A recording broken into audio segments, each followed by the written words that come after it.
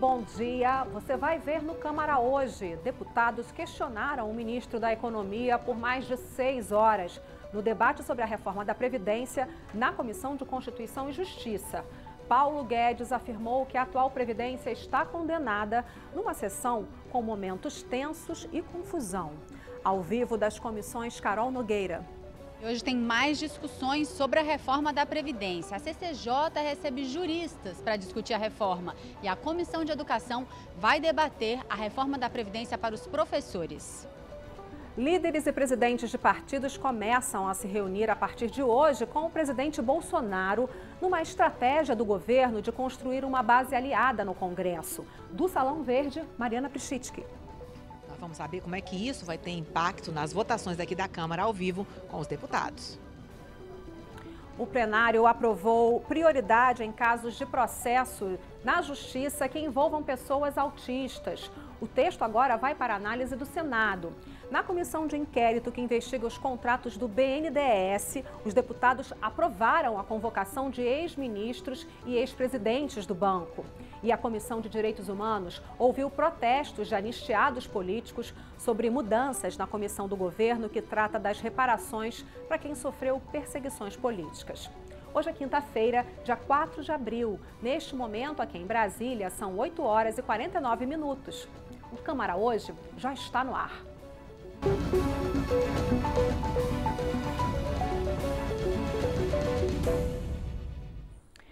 O ministro da Economia, Paulo Guedes, esteve ontem na Comissão de Constituição e Justiça aqui da Câmara para defender a proposta de reforma da Previdência. Paulo Guedes insistiu que o atual sistema previdenciário está condenado, mas reconheceu que cabe ao Congresso definir os pontos que vão permanecer na reforma. Esta manhã a gente vai falar de CCJ com a repórter Carol Nogueira. Carol, bom dia. Foi tenso o clima na maior parte do tempo, não é isso?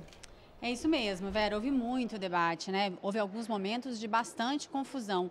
O presidente da Câmara, deputado Rodrigo Maia, deu um sinal político importante ao fazer questão de participar da abertura dessa reunião ontem com a presença do ministro Paulo Guedes. Ao longo de mais de 6 horas de reunião, o ministro defendeu a reforma da Previdência, defendeu especificamente também a questão dessa criação desse sistema de capitalização, que ao longo do dia, alguns deputados, foi muito questionado pelos deputados ao longo da reunião lá na CCJ. O próprio presidente Rodrigo Maia também, ao longo do dia, disse que acha difícil a aprovação dessa parte aí da reforma.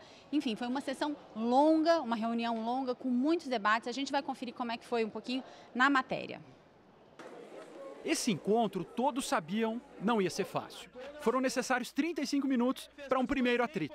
Outros viriam. O embate com a oposição foi duro. 20 anos de carteira de uma empregada. Vocês estão há 4 mandatos no poder. Por que não botaram imposto sobre dividendo? Por que deram benefícios para bilionários? Por que deram dinheiro para a JBS? Por que deram dinheiro para o BNDE? Por quê? Vocês estiveram no governo. Vocês são o governo. Nós estamos há 3 meses. Vocês tiveram 18 anos. Deputados. 18 anos no poder e não tiveram coragem de mudar. A reunião foi tensa e prestigiada. Na mesa, com Paulo Guedes, o presidente da Câmara, deputado Rodrigo Maia, e outros 2 ministros do governo Bolsonaro. Na plateia, mais de 100 deputados inscritos. Uma dúvida recorrente foi sobre quem vai pagar a conta da reforma. No final de 10 anos, você pediu para cada um desses pobres brasileiros o R$9.000 em tempo de permanência que ele teve. Agora, na hora que você pega o servidor público, esse contribuiu com R$140 mil. Então, ele contribuiu com 14 vezes o que o pobrezinho contribuiu. E os militares com 181 mil. O clima político e o debate técnico se misturam quando o assunto é reforma da Previdência. No ano passado, nós gastamos 700 bilhões com a Previdência, e que é o passado, né? Que são os nossos idosos. E nós gastamos 70 milhões com educação, que é o nosso futuro. Então, nós gastamos 10 vezes mais com a Previdência do que com o futuro, que é a educação. E mais importante ainda do que isso, antes da população brasileira envelhecer, nós temos aí em torno de 9%, 10% de idosos, a Previdência, no formato atual, já está condenada. Vossa Excelência quer trocar um jumbo que está um pouco velhinho, que tem os seus problemas, que precisa de consertos. Vossa Excelência quer mandar esse avião para o ferro velho e quer que cada um compre o seu aviãozinho. Porque o sistema de capitalização é isso, ministro. É cada um por si, Deus por todos. O senhor está destruindo os pilares da Previdência Social brasileira, que se baseia na ideia da contribuição e da solidariedade. Assim é fácil resolver o problema da Previdência.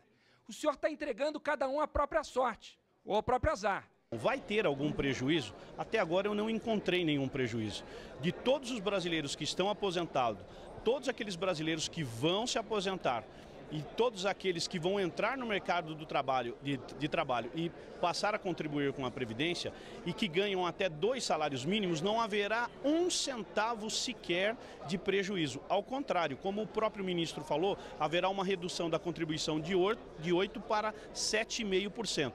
Então eu não sei por que todo esse carnaval que estão se fazendo, não há prejuízo. A vinda do ministro Paulo Guedes aqui na Comissão de Constituição e Justiça é um primeiro passo. O segundo está agendado para esta quinta-feira, quando juristas virão falar sobre a legalidade da proposta. Vale lembrar que esse é exatamente o papel da Comissão de Constituição e Justiça em todo esse processo, analisar a admissibilidade. 6 horas depois de começar, a reunião terminou. E em confusão. Eu estou vendo, ministro, que o senhor é tigrão quando é com os aposentados, com os idosos, com os portadores de necessidades. O senhor é tigrão quando é com os agricultores, com os professores, mas é tchutchuca quando mexe com a turma mais privilegiada do nosso país. A sua função, o cargo público que o senhor ocupa, exige uma outra postura. Inclusive, o senhor precisa aqui pedir desculpa. Presidente. O senhor precisa pedir desculpa. De palavra. Garanta a palavra, presidente. Peço respeito. O presidente da Câmara, deputado Rodrigo Maia, comentou o ocorrido. O ministro Paulo Guedes é um ministro que tem dialogado muito bem com o Congresso, tem sido um bom canal de diálogo, mostrando a importância da reforma da Previdência, depois de outras reformas que virão. Eu acho que a gente tem que tomar um certo cuidado como a gente recebe os nossos visitantes aqui. Pois é, como a gente viu aí na matéria, daqui a pouquinho começa então uma nova reunião da Comissão de Constituição e Justiça, que vai receber aí um grupo de juristas, são procuradores, promotores, um ex-presidente da OAB, tem também o secretário especial adjunto da Previdência, Bruno Bianco Leal, que vem também participar então dessa reunião, que deve ser uma reunião mais técnica para discutir mais essas questões mesmo, ver se essa reforma é constitucional ou não. A audiência começa daqui a pouquinho e a gente transmite também pelo YouTube. A gente volta agora ao estúdio com a Vera. Obrigada, Carol. Até já. E olha, o clima para a votação da proposta da reforma da Previdência vai depender de um movimento de construção de uma base aliada do governo. E essa movimentação começa hoje com uma série de encontros do presidente Bolsonaro com dirigentes de partidos de centro e centro-direita. Vamos então lá para o Salão Verde conversar com a Mariana Prischitski. Mariana, quais são os partidos que vão participar dessa primeira rodada de encontros com o presidente Bolsonaro? Bom dia. Bom dia, Vera. Bom dia a todos. O presidente Bolsonaro tem agenda ao longo de todo o dia, recebendo separadamente presidentes dos partidos, que são o PRB, o PSD, PSDB, PP, DEM e o MDB. A perspectiva, então, é de que seja possível ele, ao lado do ministro da Casa Civil, Onyx Lorenzoni, recebendo esses presidentes dos partidos, começar a alinhavar um acordo para destravar, continuar a análise da reforma da Previdência aqui na Câmara, para saber um pouco do que é possível. A partir de agora, nós estamos com 2 deputados, o deputado Coronel Tadeu, do PSL, que apareceu aí na reportagem, que é da CCJ, e o deputado Zé Neto, que é vice-líder do PT, para a gente ver um pouquinho o que é possível sair desses acordos. Deputado Zé Neto, que balanço o senhor faz dessa CCJ de ontem, a vinda do ministro Paulo Guedes e, a partir de agora, a reforma da Previdência na Câmara? Bom dia. Bom dia, é um prazer imenso estar com vocês. Olha, eu acho que ontem ele poderia ter sido mais institucional. Inclusive, teve uma frase dele que ele fala, ó, vocês passaram 18 anos aí e não fizeram nada. Quem é vocês? A classe política? Porque 18 anos, se você for pensar, engloba todos os partidos que estavam aqui nesse período e que estão ainda hoje. Então, eu acho que ele tem que baixar o tom e ter paciência. Todo o tempo ele provocou a oposição, no fim, por uma coisa pequena ali, que era para lhe tirar de letra, ele perdeu a cabeça e acabou que saiu antes de responder muitas das questões que estavam postas. Na verdade, eu acho muito difícil passar como eles querem. Com o BPC não passa aqui a desconstitucionalização, porque isso fragiliza o Congresso, fragiliza o tema, não passa a mexer com rurais, enfim. Então tem algumas situações que não passam mesmo, que tem que se fazer algo para a gente conseguir um caminho para revigorar a previdência pública, isso eu concordo, a gente tem que pensar. Agora, não se pode pensar só previdência, tem que se pensar arrecadação, tem que se pensar a parte tributária, a parte de impostos, principalmente desse setor bancário que faz o que quer no Brasil.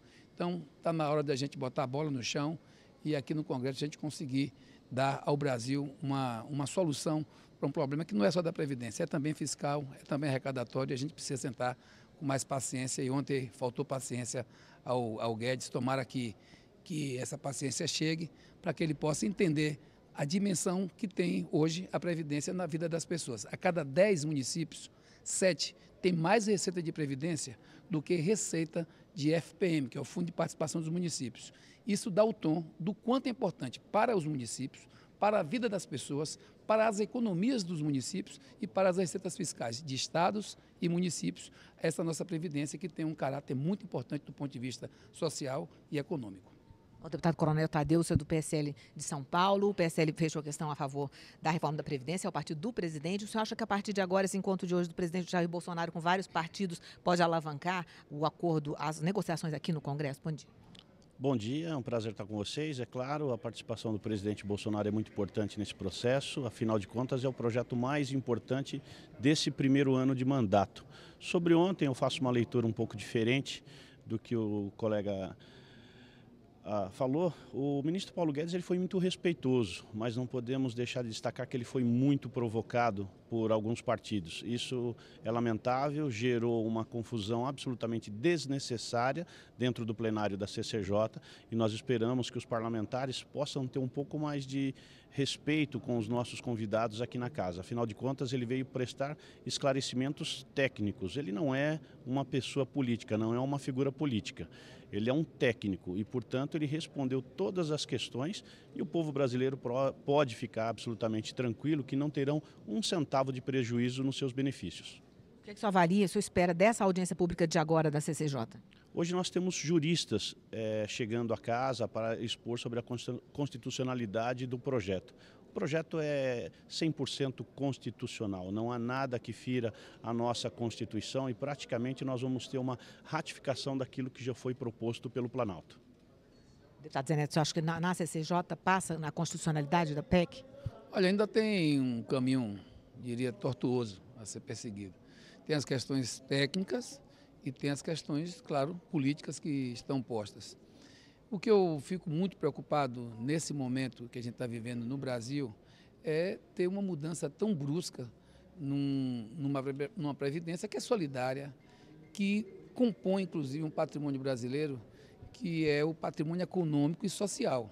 Porque, como eu disse agora há pouco, eu sou da Bahia. Lá nós temos enfrentado essa crise com dificuldade. Nós temos dificuldades na Previdência Pública do Estado, como todos os estados têm. Mas é bom lembrar que a Previdência Geral, que o regime geral, mexer nesse regime é mexer na vida das pessoas, é mexer no custo social dos cidadãos e cidadãs brasileiras. Imagina você.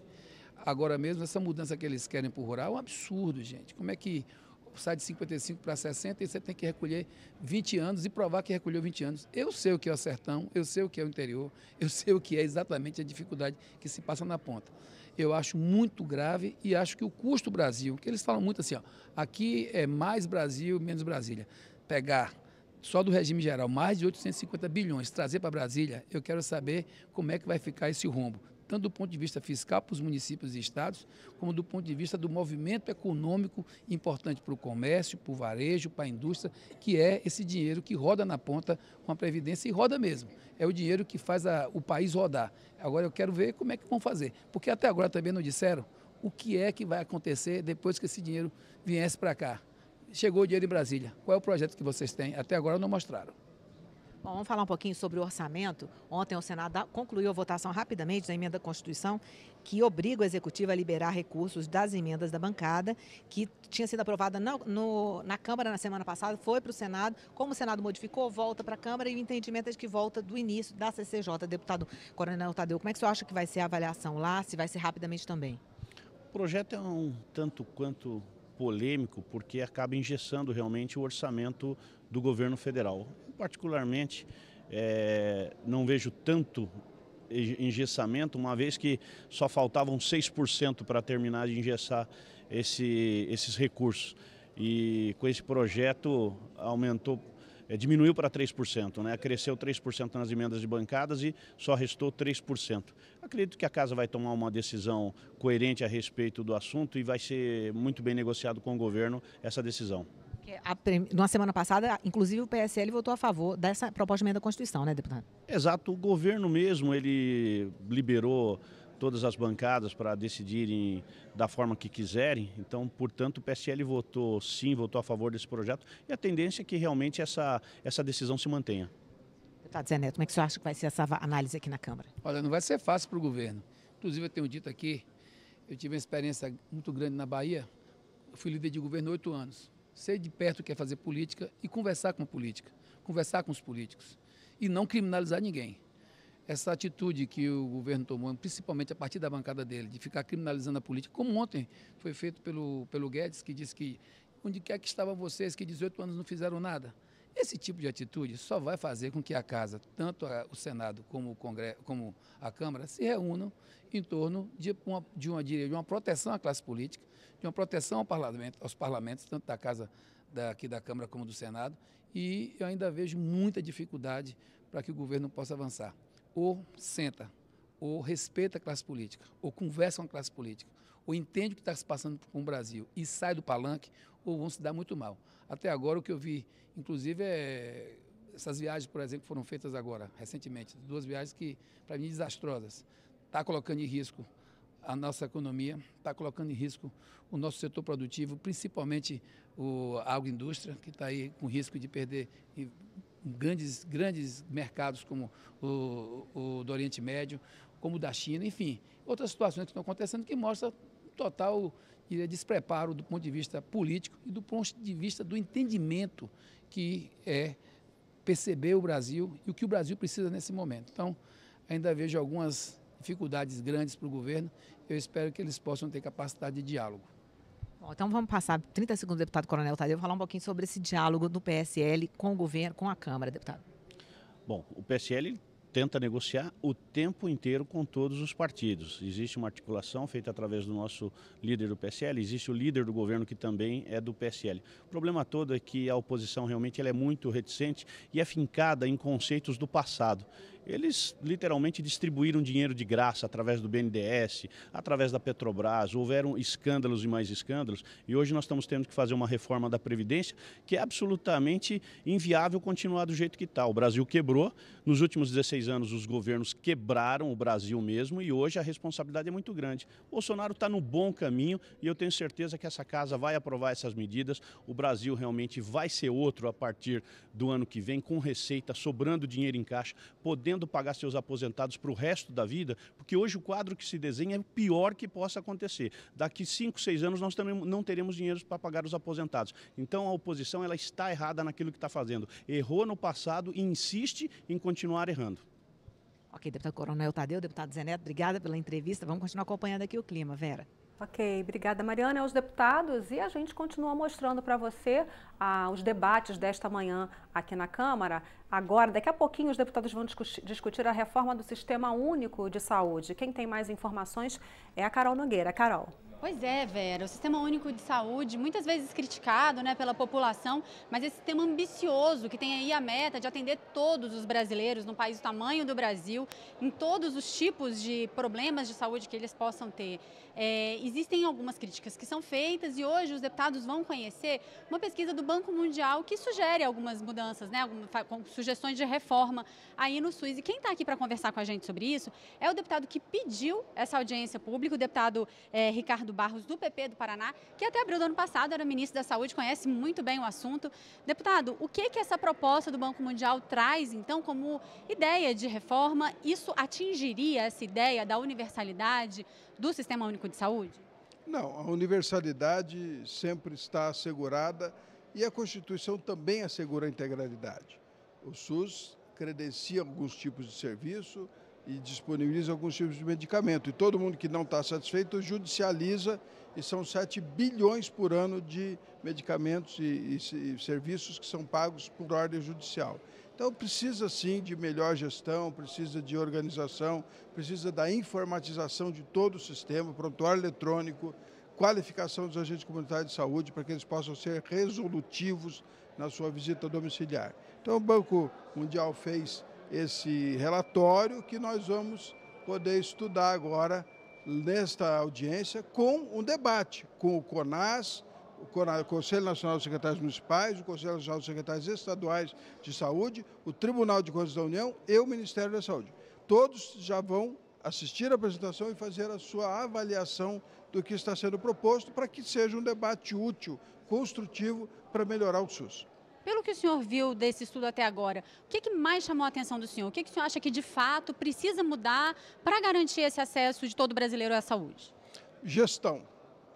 Temos 260 bilhões por ano na saúde. Gestão é o primeiro problema, gestão é o segundo problema, gestão é o terceiro problema. Se nós gerirmos bem os recursos, vamos poder fazer muito mais com os recursos que já temos. Quando fui ministro, em 2 anos, economizei 5 bilhões de reais em compra de medicamentos e melhor gestão do sistema. Isso tudo foi reaplicado em mais serviços de saúde, compramos ambulâncias, 10 mil ambulâncias que já não eram compradas há muito tempo pelo Ministério, liberamos prédios da saúde que foram construídos para ser uma UPA, para poder atender como centro de especialidade, para que se integre ao sistema de saúde de cada cidade. O sistema estava muito engessado, ainda temos muito a avançar, e o Banco Mundial faz uma análise crítica, isenta, porque é uma instituição internacional, e compara, evidentemente, os nossos resultados com o de outros países. Então, a audiência pública vai contar com a exposição deles, mas também quem está lá na ponta, quem são os secretários de saúde que executam, né, essas políticas, também vão ter oportunidade de falar e, enfim, apresentar seus questionamentos. O SUS é tripartite no financiamento, estados, municípios e União, e é tripartite na execução da tarefa de fazer saúde. Portanto, tudo tem que ser pactuado na comissão tripartite e tudo tem que ser realizado e executado pelos 3 entes da federação. Então, convido a todos aqui no plenário 7 do anexo 3 da Câmara dos Deputados, daqui a pouquinho começa esse debate importante para nós olharmos com outros olhos e com diferentes visões o SUS, que é o melhor sistema de saúde universalizado do mundo. O SUS tem muitas virtudes, mas tem problemas que precisamos resolver. E essa audiência pública é participativa. Você pode entrar no E-Democracia, participar com perguntas, com questionamentos também acompanhando pelo YouTube. Deputado Ricardo Barros, obrigada pela sua presença aqui com a gente hoje. A gente volta ao estúdio com a Vera. Ok, obrigada, Carol. Deputado, vamos voltar a falar dos trabalhos de ontem. Nesta quarta-feira, no dia em que as atenções na Câmara estavam voltadas para a CCJ, o plenário aprovou propostas em que havia acordo entre os partidos. Entre elas, 2 voltadas às pessoas com autismo. Para marcar a passagem do Dia Mundial de Conscientização do Autismo, celebrado em 2 de abril, o plenário da Câmara aprovou 2 propostas que reforçam e esclarecem direitos já garantidos a pessoas com deficiência. O primeiro projeto determina que quem tem transtorno do espectro autista terá prioridade na tramitação de processos judiciais e administrativos. Venho aqui pedir a aprovação do projeto e peço por uma questão de estarmos tratando da Semana do Autismo e de buscando melhorias para a qualidade de vida, para a inclusão, para que os autistas tenham mais respeito no Brasil. O outro projeto aprovado deixa claro que o poder público é quem deve cuidar dos autistas e coloca o governo federal à frente, como responsável por coordenar as ações e dar apoio técnico e financeiro a estados e municípios. Em nome do amor, em nome da inclusão, é que o governo federal não pode ficar de fora de trazer mais luz, de de trazer mais solidariedade, de trazer mais compreensão a esses 2 milhões de brasileiros que precisam de nós. Esse projeto chama a União à responsabilidade de coordenar, de fortalecer a política nos estados. O plenário ainda aprovou mudanças internas na Câmara, entre elas um conselho consultivo, que assim que for criado pela presidência, vai determinar como deverá ser a comunicação realizada aqui pela Câmara. Também foram criadas 2 novas secretarias, uma voltada a aumentar a transparência e outra para ampliar a interação com a sociedade por meio das mídias digitais. Vamos falar agora dos próximos passos da CPI do BNDES. Os deputados da comissão aprovaram a convocação dos ex-ministros e ex-presidentes do banco. Entre eles, os ministros da Fazenda dos governos do PT, Antônio Palocci e Guido Mantega. A comissão parlamentar de inquérito criada para investigar irregularidades no BNDES aprovou um pacote de convocações na reunião desta quarta-feira. A partir de vários requerimentos, foram convocados os ex-presidentes do banco, Luciano Coutinho e Carlos Lessa, que presidiram a instituição durante os governos Lula e Dilma. Também foram aprovadas as convocações do ex-ministro do Planejamento e da Fazenda, Guido Mantega, além da convocação de Antônio Palocci, que foi ministro da Fazenda durante o governo Lula e ministro da Casa Civil no governo Dilma. Antônio Palocci cumpre prisão domiciliar em função de investigações da Operação Lava Jato. E o ministro da Infraestrutura afirmou numa audiência pública da Comissão de Viação e Transportes que o país está sem verba para o desenvolvimento da infraestrutura. Tarcísio de Freitas defendeu que sejam feitas parcerias com empresários por meio de concessões públicas, principalmente na área de ferrovia e rodovia. O ministro de Infraestrutura atendeu a um convite da Comissão de Viação e Transportes e esteve nesta quarta participando de audiência pública na Câmara, que durou cerca de 6 horas. Ele disse que não há recursos suficientes para desenvolver a infraestrutura do país e defendeu que, para reduzir este problema, é preciso fazer parceria com empresários por meio de concessões públicas envolvendo principalmente rodovias e ferrovias. As prorrogações antecipadas são prioridade porque isso é uma alavanca importante para a gente conseguir investimento de curto prazo, além de fazer um reexame do nosso modelo regulatório, ou seja, com novos contratos, onde a gente vai ter obrigações mais claras no que diz respeito a investimento e direito de passagem. E eu acredito que a gente consiga concluir todo o processo ao longo do ano de 2019. O representante dos caminhoneiros na reunião elogiou a postura do governo em relação à categoria e disse que não vê disposição para uma greve dos caminhoneiros nesse momento. Mas ele defendeu que seja criado o frete mínimo e ouviu do ministro que a demanda está em análise. O piso mínimo de frete, muita gente fala, é o tabelamento, que vocês querem que o tabelamento é inconstitucional, não é? Não, o que nós queremos? É o piso mínimo de frete, aonde está lá a depreciação do bem, né? Custo da mão de obra, imposto, então é o custo mínimo do transporte que a gente vem buscando para a gente ter barganha, para a gente poder negociar o nosso lucro, né? Ao final da audiência, os deputados da oposição e do governo elogiaram o ministro. O papel da oposição é o papel de alertar sobre os equívocos, desvios, mas também colaborar com o que está dando certo, elogiar e somar esforços para que as coisas avancem. O ministro fez uma exposição convincente, trouxe dados, números, mostrou preparo, conhece a realidade do Brasil e a infraestrutura é um dos grandes gargalos que nós temos. Todos os parlamentares que participaram saíram satisfeitos com a resposta do ministro. Ele é uma pessoa muito preparada, visionário, conhecedor do assunto e, claro, uma pessoa com um diálogo muito bom. Você já viu nesta edição do Câmara Hoje, o ministro da Economia, Paulo Guedes, defendeu a reforma da Previdência na Comissão de Constituição e Justiça. A CPI do BNDES convocou os ex-ministros da Fazenda dos governos do PT, Antônio Palocci e Guido Mantega. E você vai ver depois do intervalo. Uma audiência pública discutiu a situação de anistiados políticos. E mais. A Comissão de Ciência e Tecnologia analisa como o reconhecimento facial pode ser usado nas políticas de segurança pública. Até já!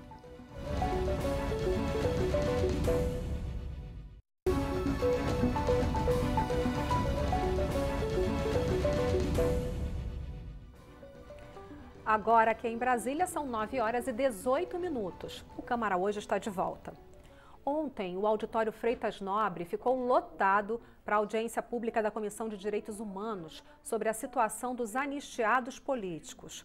O governo federal propõe uma série de mudanças na concessão de anistia política. No início do ano, com a reforma ministerial, a Comissão da Verdade, que antes era submetida ao Ministério da Justiça, passou para o Ministério das Mulheres, Família e Direitos Humanos, que propôs mudanças nos critérios para a concessão de anistia. Entre as possíveis alterações está a limitação da quantidade de recursos aos quais os anistiados têm acesso. 2 dados muito importantes. A composição, que foi absolutamente alterada, integrantes do aparato militar não podem fazer parte de comissão de anistia. E a revisão das decisões pela consultoria jurídica do Ministério da Justiça. A Comissão da Anistia foi criada em 2002 e sempre julgou todos os tipos de recursos. Até o ano passado, foram deferidos mais de 39 mil pedidos para a concessão do benefício. Mais de 24 mil foram indeferidas. Atualmente, mais de 9 mil solicitações estão pendentes. A anistia é uma garantia constitucional e o governo, por meio do Ministério dos Direitos Humanos, tenta reformular a comissão de anistia, propõe uma revisão que claramente é uma tentativa de inverter os papéis. Toda e qualquer afirmação no sentido de modificar a atuação da comissão de anistia, de extinguir a comissão de anistia ou coisa que o valha, a rigor, isso não pode acontecer. Por quê? Porque o fundamento, a base para a existência da comissão de anistia é constitucional. Miquéas Gomes de Almeida, de 80 anos, é anistiado político. Ele participou do movimento estudantil em Goiânia nos anos 60. Miquéas, que esteve na audiência pública, resumiu o que para ele é o papel institucional das Forças Armadas. As Forças Armadas em todo o mundo, desde a criação, são instituições que defende o poder político que se instala em qualquer período da história, em qualquer lugar do planeta, e não para governar o Estado ou o país. Olha, a gente volta a falar então de Previdência. Alguns estados já têm mais servidores públicos aposentados do que na ativa. E esse é um dos problemas que a proposta de reforma enviada pelo governo tenta resolver. Vamos ver na reportagem de Tiago Ramos.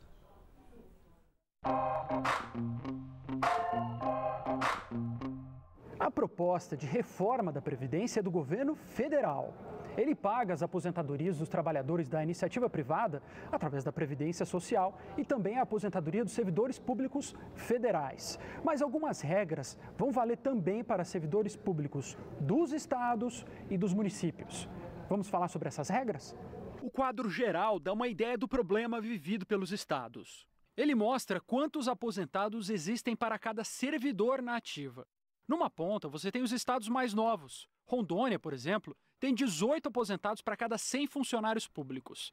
Na outra ponta, os casos mais dramáticos. No Rio Grande do Sul, o pior caso, são 162 aposentados para cada 100 servidores na ativa. Outro detalhe muito importante. Mais da metade dos funcionários públicos dos estados estão concentrados em duas categorias com aposentadoria especial: policiais e professores. Com a reforma, a contribuição dos funcionários públicos sobe para 14%. Os estados terão 180 dias para votar leis específicas caso não queiram manter essa nova alíquota. E ainda será possível aprovar alíquotas extraordinárias, maiores que essa, para garantir o equilíbrio das contas. Para a terceira mudança, o prazo é de 2 anos. Todos os estados e municípios vão ter que aprovar fundos de pensão específicos. A discussão aí não é apenas econômica, mas também política. O problema das aposentadorias dos estados é um problema do governador e não é do Congresso Nacional.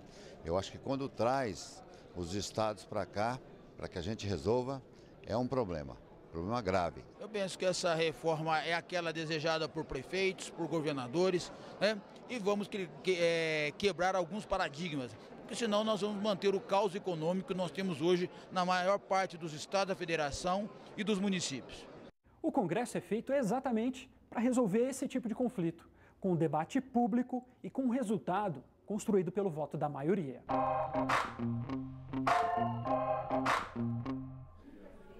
A reforma da Previdência também vai ser debatida na Comissão de Educação esta manhã.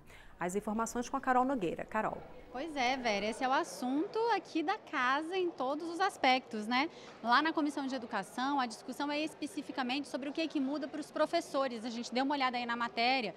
Essa reforma proposta pelo governo equipara o tempo de trabalho para a aposentadoria de professores e professoras, que havia uma diferença, até hoje há uma diferença, né? Ela propõe aí equiparar em 65 anos a idade mínima para aposentadoria com 20 anos de contribuição, tanto para homens quanto para mulheres. A gente vai conversar sobre isso, esse assunto que vai ser debatido daqui a pouquinho lá na Comissão de Educação, não é isso, deputada? Com a deputada Rosa Neide, que é do PT do Mato Grosso. Deputada, quem que vocês trouxeram para esse debate? O que vai ser discutido exatamente? Olha, nós trouxemos o presidente nacional da CNTE, professor Heleno, também 2 assessores legislativos aqui da casa, um que vai defender a PEC e o outro que vai fazer a crítica, e também o assessor do Ministério da Economia, que vai se apresentar, e mais um representante do DIEESE.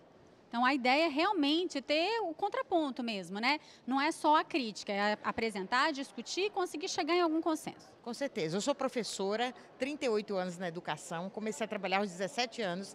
Sei o que significa chegar a partir de 50 anos em sala de aula.